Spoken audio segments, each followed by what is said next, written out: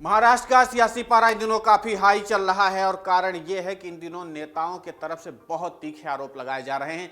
लेकिन अचानक ऐसा क्या हुआ कि महाराष्ट्र में अचानक नेताओं के सुर बदलने लगे। तो चलिए हम आपको बताते हैं। दरअसल बीजेपी तेजी से निर्णय लेने के लिए शिंदे फडणवीस सरकार की सराहना करते हुए बीजेपी विधायक नितेश राणे ने कहा कि धन पर अपना नियंत्रण खोने के लिए उद्धव की शिवसेना बौखला गई है। नितेश ने कहा कि राज्य सरकार ने केंद्र से 1700 करोड़ रुपए का विकेंद्रीकरण किया है और हर बीएमसी वार्ड को विकास कार्यों के लिए इसका उपयोग करने के लिए अधिकार दिया गया। नितेश राणे ने कहा कि उद्धव सेना के युवराज का दर्द मैं समझ सकता हूं।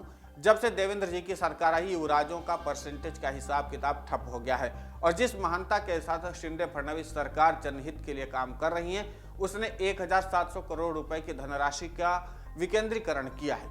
227 वार्डों को अपने वार्डों के विकास के लिए उपयोग करने का पूरा अधिकार दिया है। नितेश राणे ने कहा कि हर वार्ड में बिना किसी राजनीति के जनता के कल्याण को ध्यान में रखते हुए राशि दी गई है ताकि लोगों के काम जल्द से जल्द हो सकें। आदित्य ठाकरे पर निशाना साधते हुए नितेश ने आगे कहा कि वर्ली निर्वाचन क्षेत्र से चुने गए थे, आपने कभी इसका दौरा नहीं किया। यह मुमकिन नहीं कि आपको मुंबई का पूरा हाल पता हो। मेरे साथ आओ और मैं आपको वार्ड में ले चल करके अच्छे से काम दिखाऊंगा, जो सिर्फ शिंदे फडणवीस की सरकार की वजह से हो रहा है। उद्धव के शिवसेना पर नितेश राणे ने तंज कसते हुए कहा कि आपके द्वारा बिठाए गए मुंबई के आयुक्त और बीएमसी के प्रशासक पर आप अलग अलग आरोप लगा रहे हैं। ये आपके कार्यकाल का पाप है।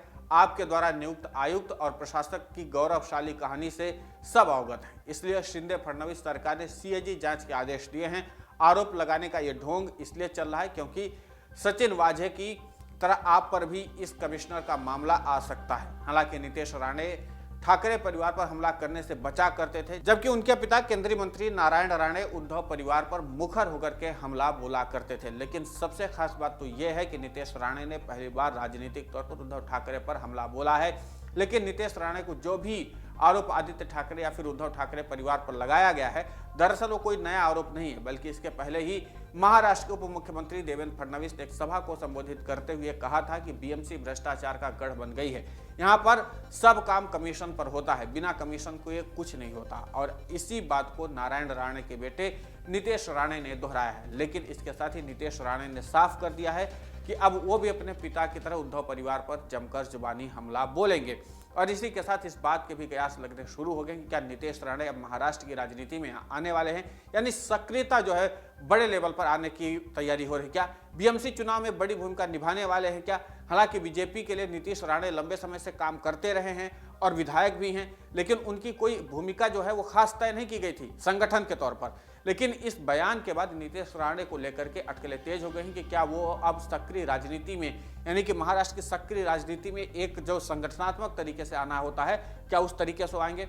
हालांकि फिलहाल नितेश राणे के इस बयान के बाद अभी तक उद्धव गुट से कोई भी जवाब नहीं आया, लेकिन माना जा रहा है कि इसका जवाब उद्धव गुट से आएगा जरूर, क्योंकि राणे परिवार से जब भी कोई सियासी हमला बोला जाता है तो फिर उद्धव ठाकरे की ओर से उसका जवाब आता जरूर है। ये बात जानने लायक है, क्योंकि जो नारायण राणे हैं उन्होंने शिवसेना से ही बगावत करके बीजेपी ज्वाइन की थी और यही कारण था कि इस तरीके के जब बयान आते हैं सामने तो सियासी घटनाक्रम में उथल पुथल मचता जरूर है। फिलहाल इस पूरे घटनाक्रम पर आपकी प्रतिक्रिया बहुत महत्वपूर्ण होती है, हमें कमेंट करके जरूर बताएं। डाउनलोड करें अमर उजाला ऐप और पाएं खबरें लगातार।